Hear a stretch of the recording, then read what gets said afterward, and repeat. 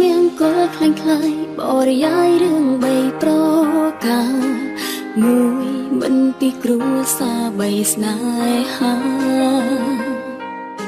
ក្តីសង្ក្រនអ៊ំប្រកិច្ចធានពេញពេញដោយទង្ខាអោវាសនាអោជីវិនខ្ញុំអើយ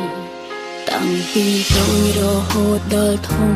គ្មានអ្នកចង់រួមអានខ្ញុំឡើយព្រោះហេតុផលមួយគឺខ្ញុំជាកូនអ្នក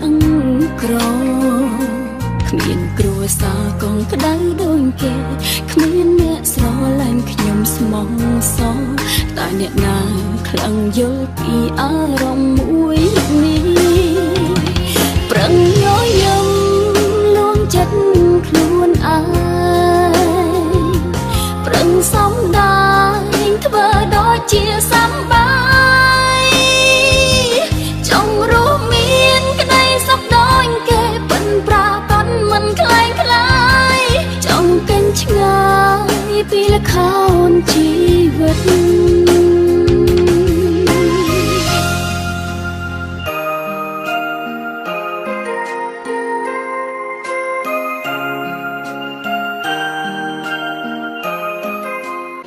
តាំងពីតូចរហូតដល់ធំ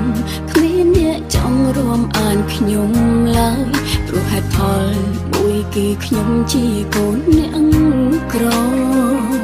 គ្មានគ្រួសារកងក្តៅដូចគេគ្មានអ្នកស្រឡាញ់ខ្ញុំស្មោះសរតែអ្នកណា